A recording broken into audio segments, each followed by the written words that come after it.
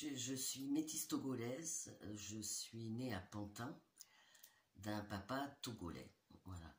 Et donc j'ai vécu, je suis allée une fois en Afrique, enfin au Togo très exactement, parce que je suis allée dans d'autres pays d'Afrique également, mais une fois au Togo, tardivement, à l'âge de 21, 22 ans, 21 ans. Mais j'ai vécu quand même au milieu d'un couple mixte, donc.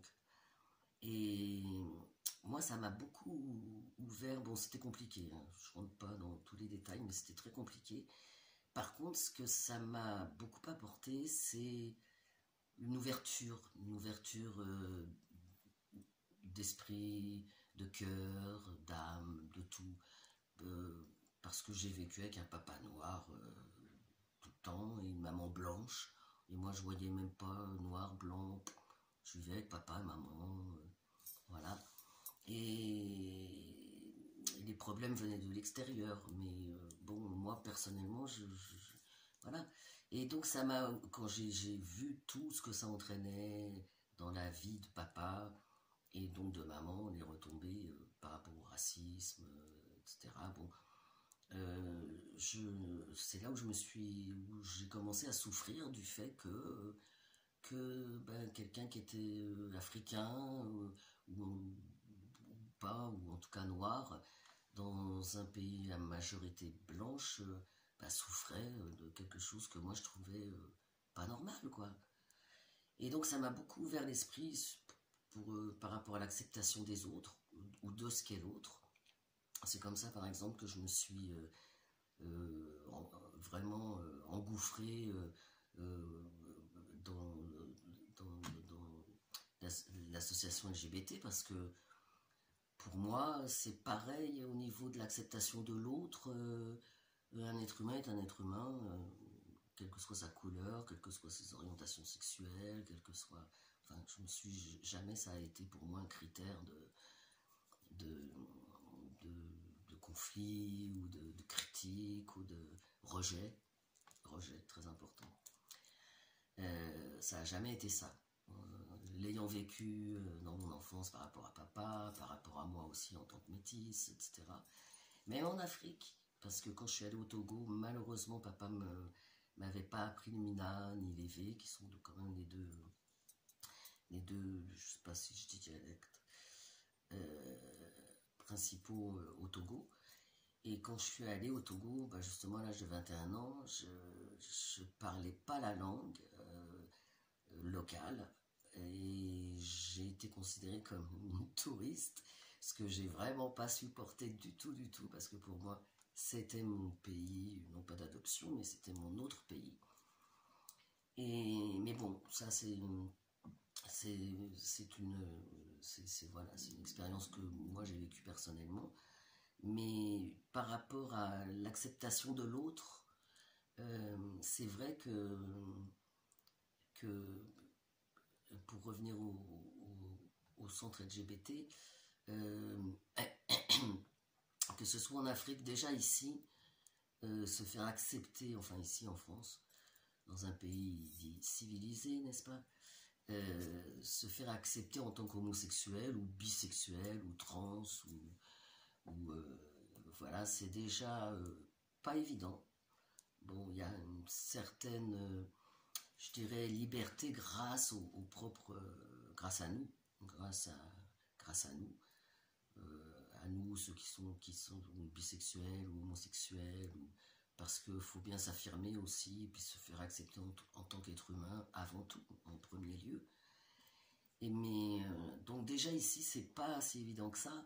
Donc je pense qu'en Afrique, ça doit être encore plus compliqué. Et pourtant, moi j'adore le rapport qu'ont les garçons entre eux, par exemple, quand ils sont jeunes, adolescents, ils se tiennent par la main, c'est très tactile, c'est très... il n'y a pas, voilà, que ici, ça serait l'équivalent entre deux jeunes garçons, ça serait, mais ils sont homosexuels. Alors que là, bon, pas du tout, c'est très tactile en Afrique, c'est très... ça, moi, j'adore. Donc, c'est bien dommage que ça continue pas après dans l'acceptation de qui on est. et de surtout ce qu'on a envie d'être. Parce qu'on a tous envie, voilà, c'est personnel, mais c'est avoir cette liberté de pouvoir être ce qu'on est. Moi, je lutterai toujours pour ça, quoi. Et donc voilà, et donc pour en revenir au rejet de l'autre, même ici, dans un pays occidental et tout, il y a beaucoup de jeunes, d'ailleurs, il y a un centre qui s'appelle le Refuge, justement, qui accueille les jeunes adolescents qui veulent faire leur coming out et qui le font et qui se font carrément mais jetés sur le trottoir, quoi, par leur famille, leur propre famille. Donc on a encore beaucoup de chemin à faire. C'est bien dommage parce que je trouve qu'il y a beaucoup de la technologie artificielle, moi je dirais, fait des bonds absolument incroyables. Il y a des robots, il y a tout ça et tout. Et je trouve que la mentalité humaine, elle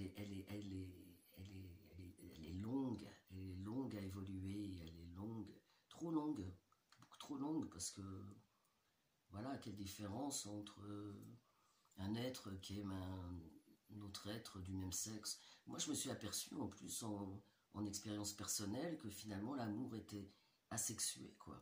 Je me suis aperçu qu'on pouvait autant aimer un homme qu'une femme, mais pas parce que ni c'est un homme ni parce que c'est une femme, c'est juste parce que c'est un être avec lequel on a envie de passer du temps, avec lequel on désire, lequel on a envie de rendre heureux, lequel on a...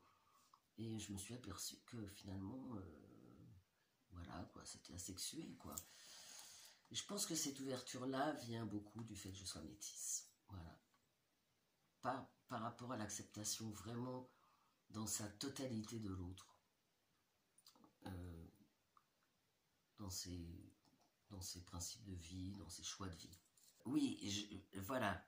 Par rapport aux problèmes qu'avaient par exemple les enfants ou même les adultes quand ils faisaient leur coming out, est-ce que ça, le raz-de-marée, le tsunami que ça faisait parfois dans les familles, les entourages et tout, le rejet, etc. Et pourtant on est, voilà, on est soi-disant très ouvert sur plein de sujets. C'est vrai, un petit peu dans la procréation chez les homosexuels, tout ça et tout. Il a fallu lutter, mais ça commence petit à petit à être accepté, heureusement. Mais en Afrique, et moi j'aime beaucoup ça aussi, c'est c'est ancestral.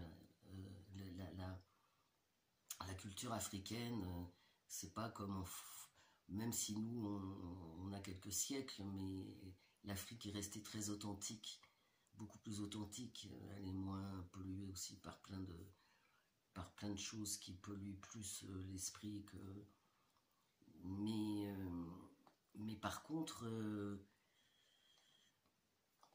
oui, ils sont beaucoup plus dans la tradition en Afrique, beaucoup plus dans la tradition. Et je pense que par rapport aussi, je reviens un petit peu quand même à l'acceptation de l'homosexualité ou de la bisexualité. C'est peut-être plus compliqué pour une famille d'accepter, encore plus compliqué. Et si c'est accepté, c'est par amour de l'autre. Parce que je pense que ça, par contre, c'est beaucoup plus pur en Afrique. C'est beaucoup plus... il y a beaucoup plus de bienveillance vis-à-vis de l'autre. Parce que la vie est plus importante aussi en Afrique. La vie prend une importance beaucoup plus... La vie a plus d'importance, quoi. Et je pense que... Donc, même si en proportion, c'est plus compliqué peut-être en Afrique, mais je pense que quand c'est accepté, c'est beaucoup plus émouvant, c'est beaucoup plus... par rapport au côté universel de l'amour de l'autre, c'est beaucoup plus touchant.